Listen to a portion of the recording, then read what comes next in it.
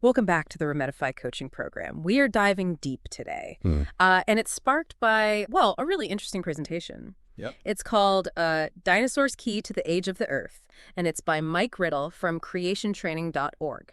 Okay. Now, you brought this to us because you are really into looking at different perspectives on scientific topics and how they kind of connect with, well, faith-based perspectives. That's right. So today we're going to unpack those core arguments. Yes. And we really want to look at how this presentation challenges the conventional timeline, I guess you could say, of life and the age of the Earth. And we're going to try to keep it, away from too much jargon. Yeah, absolutely. Keep it clear. The presentation that you shared, it kind of starts by acknowledging, like the standard scientific view, right? Right. Which puts dinosaurs, well, way back, like between 220 and 65 million years ago. Oh, wow. Long before humans, right. Right. But then it goes in a different direction, and it proposes this alternative timeline. Right. Based on a specific interpretation of the Bible. Right.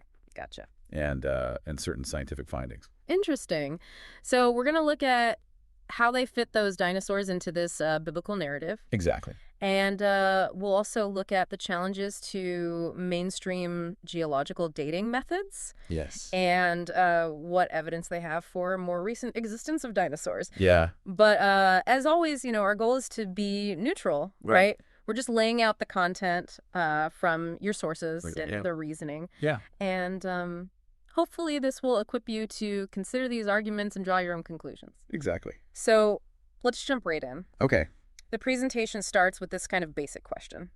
How do you fit dinosaurs into the Bible? Yeah, and it's interesting how they start with that question, right? Mm-hmm. Because they immediately direct us to Genesis 1. Okay. It's the creation account. Gotcha. And they walk through the creation days, right? Culminating in, day 6, the creation of land animals, and of course, Adam and Eve. Right.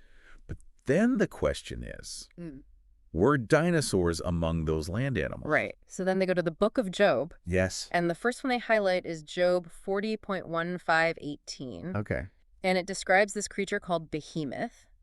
And it eats grass like an ox. It's got a tail like a cedar tree. Oh, wow. And bones like brass and iron. Yeah. So, if you think about those characteristics, it's got to be a huge, powerful animal. Yeah. And that comparison of the tail to a cedar tree. Oh, yeah. I mean, that's a big tail. Right. So the presentation is suggesting that maybe, just maybe, the Bible is describing, what we know as dinosaurs, implying that they were around at the same time as, humans and other animals from Genesis. Then they also bring in Job 41.1. Okay. And that talks about Leviathan. And it mentions fire leaping from its mouth. Right. So Behemoth is usually seen as a land creature. Yeah. But Leviathan, that's often connected with the sea. Okay. So maybe the Bible's describing a whole range of these powerful creatures. Oh, I see. That could be dinosaurs, even ones with, really dramatic, unusual features. That's a really interesting take. So they're basically saying that from these biblical texts, dinosaurs and people must have lived at the same time. Yeah, exactly. And that directly challenges, the timeline that science usually presents. So how do scientists use geology to determine time? Well, so they introduce some basic terms from geology, right? Okay. Stratigraphy. That's the study of rock layers. Okay. Biostratigraphy. That's studying the fossils in those layers. Gotcha. And chromostratigraphy, which is dating those rock layers and the geological timescale itself. Okay. So it's a basic framework for how we think about geologic time. Okay. And then they include a quote from the Geologic Timescale 2012, right? Okay. And a newsletter on stratigraphy. And the point is, the geologic timescale, it's not a finished product. Right. It's constantly being refined as we get new data and better methods. I see. So even scientists acknowledge that our understanding of, Earth's history, it's ongoing, right? Right. It's always being revised. And then they have a quote from R.R. Lemon's Principles of Stratigraphy, and they really emphasize the importance of fossils for dating those rock layers. Yeah, biostratigraphic control, they call it. Okay. So basically, the fossils that are found within rock layers are super important for figuring out, the age of those layers and how they relate to layers in other places. And then they explain index fossils. Yes. They got their definition from the U.S. Geological Survey. Yep. And index fossils are basically types of organisms that lived during very specific periods of time, right? Right. So they act like time markers to help determine the age of the rock. Yeah, exactly. But then they go on to present 3 critical problems with fossils and deep time. Okay, and those are... Living fossils, out-of-place fossils, and dinosaurs themselves. Oh, okay, so let's start with living fossils. Okay, so they give this long list of organisms that seem to have, not really changed for millions of years. Like what? Like the coelacanth fish. Okay. It's supposed to have, no change for 100 million years. Wow. And then there's elephant sharks. Okay. 420 million years. That's a long time. Crocodiles, 90 million years. Wow. Horseshoe crabs, Okay. 450 million. It's incredible. And then it goes on. Nautilus, tuatara reptile, scorpions, jellyfish, huntsman spiders, Wow. dragonflies, Walmy pine, bats, starfish. So they're saying that all these creatures have barely changed in millions of years. Yeah, and they're basically saying that this lack of change, over millions of years, it challenges that conventional view of deep time. Okay, so how does science explain this? Well, they say the rate of evolution isn't always constant, right? Right. Like sometimes it can be really fast. Yeah. Like when there's environmental change or new opportunities, but it can also be really slow Okay. if the environment is stable and the organism's already well suited. Okay, but the presentation is using those examples, right? Yeah. To question those huge Right. timescales. Right. Okay, I get it. So what about out-of-place fossils?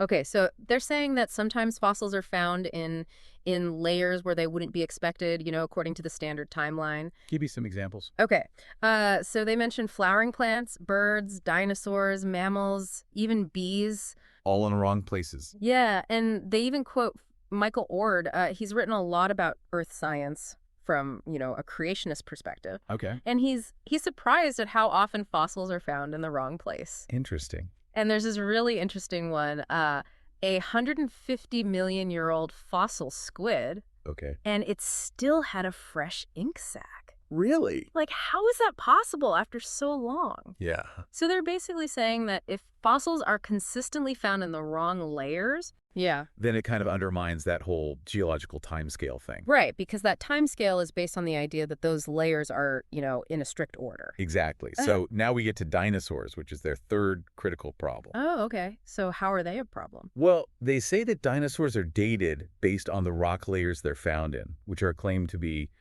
65 to 220 million years old. Okay. Yeah. And they're often used as evidence for evolution, right? Yeah. But the presentation suggests that maybe dinosaurs actually lived much more recently, like thousands of years ago. And if that were true, then the whole dating system would be wrong. Exactly. So what evidence do they have for this? Well, they point to some discoveries since the 1990s. Okay. Like, elastic tissue, fresh tissue, soft fibrous tissue, even red blood cells and blood vessels in some T-Rex fossils. Oh, wow. That's pretty amazing. I mean, how could those delicate things last for millions of years? And then they talk about dinosaur DNA being discovered in 2012. DNA? Really? But isn't DNA very fragile? That's what they say. Okay. It breaks down really quickly. Right. They say it has a half-life of 521 years. So, finding DNA that's supposedly millions of years old, that doesn't really make sense. Exactly. And then they present some results from carbon-14 dating Okay. done on multiple dinosaur bone samples from Texas, Alaska, Colorado, Montana. Wow. All over the place. And they're citing data from newgeology.us and presentations at the 2012 American Geophysical Union and the Asia-Oceania Geosciences Society. Okay. And they're saying these samples yielded carbon-14 ages of 22,000 to 39,000 years. And I thought carbon-14 dating was only good for up to 50,000 years. Right? Yeah. And then they also mentioned some earlier results from 1990 at the University of Arizona, 2 dinosaur bone fragments that gave ages of 10,000 to 16,000 years. That's no chunker. And then there's 2 triceratops horns dated in 2012 at the University of Georgia. Okay. And those gave ages of 33,570 and 41,010 years. Okay, so they're building a case here. And they quote Kevin Anderson. Who's that? He's done research in this area, and he's basically saying that the presence of these original tissues and proteins, Hmm. it really suggests that those fossils can't be millions of years old. Yeah, it's hard to argue with that. So what about radiometric dating? Isn't that the main way they date those really old rocks? Yeah, and they have a lot to say about that. Okay. They quote Jonathan Sarfati, and he points out that in radiometric dating, you don't actually measure the age directly. Oh, really? Yeah, you kind of infer it based on these assumptions about, the initial conditions and the rates of radioactive decay. Interesting. So it's not as straightforward as you might think. And then they bring in Vernon Kupps. Okay. He argues that none of the 8 main assumptions of radiometric dating are, like, always true. Oh, wow. So he's saying dating by those methods, it's more like a hypothesis than a fact. A hypothesis. And then Jim Mason makes the point that when you apply radiometric dating to rocks that we already know the age of, historically, sometimes it gives really inaccurate results. Oh, so it's not even consistent. Yeah. And then they bring back Kevin Anderson, and he's saying, look, if we can't explain how these delicate tissues could last for millions of years, then maybe the carbon-14 dating in the presence of those tissues, Yeah. it makes more sense that those fossils are much younger. Right. So to put it all together, they're saying the geologic timescale relies on, the fossils in the rock record, and that radiometric dating is kind of inconsistent. Yeah. And based on some iffy assumptions and all this evidence from the dinosaurs suggests they actually lived much more recently, like thousands of years ago, not millions. Exactly. And then they shift gears a little bit, and they start talking about, the implications of all this for Christians. So how does this connect to faith? Well, they're suggesting that, Christians might not always be aware of, like, the philosophical ideas behind this concept of deep time, Okay. and that they might end up adopting views that go against what the Bible teaches. So they're seeing a conflict there. And they quote John Reed from his book, Rocks Aren't Clocks. Interesting. And then they bring in Albert Bales, and he's saying that, how you view creation is, like, super important for your whole worldview. Kind of like your foundation. Yeah. And then they highlight John MacArthur's belief that, the first chapters of Genesis, Yeah. they're not just symbolic, they're really important for Christian belief. Okay, so they're emphasizing a literal interpretation. Exactly. And then they bring in Jeffrey Tompkins, and he says, look, if you're going to accept, what the New Testament says about Jesus, you also have to accept that creation happened in 6 days. Okay, so they're saying you can't pick and choose which parts of the Bible you believe. Right. And then they ask this question, and it's from Michael Mann and Shochen Mann, and they say, if you can't believe the first 3 chapters of Genesis, why should you believe the rest of the Bible? That's a good question. And then Brandon Vanderventel, he says, if the fall of man is just a myth, then there's no need for salvation, because there's no real sin. Oh, I see. And then they close with a warning from 2 Timothy 4.344. And what does that say? It's about a time when people won't tolerate sound doctrine. Okay. And they'll turn to fables instead. So it's like a warning against, accepting views that go against the creation account in Genesis. Right. So it's clear that they see a young earth and a literal Genesis as, like, really important for Christians. Yeah, it's foundational for them. And then they end by giving some information about the Creation Training Initiative. Okay. You can find them at creationtraining.org, and they have this 5-day apologetics training course. Listen to us. Their goal is to build an army of Christian educators. Wow, an army. Yeah. And they have an email address if you want to contact them, info@creationtraining.org. Okay. And they have free videos and PowerPoint slides on their website. That's great. And you can find more resources on this at Tyrannus Hall Bible College or THBC. Okay. That's on YouTube at youtube.com Tyrannus Hall Bible College. Okay, so, wow, this presentation, it really gives a different view on, like, the history of life on Earth, especially when it comes to dinosaurs. Yeah. They raise some big questions about how we understand fossils and the whole, radiometric dating thing. And it's all within this biblical framework. Right, and those arguments, I mean, they're challenging a lot of what we accept as scientific truth, right? Yeah. They're proposing a much shorter timeline for everything. Yeah. Whether or not you agree with them, I think it's really important to engage with these ideas and understand their reasoning and the evidence they present. Absolutely. It's valuable for understanding, different worldviews and the connections between science and faith.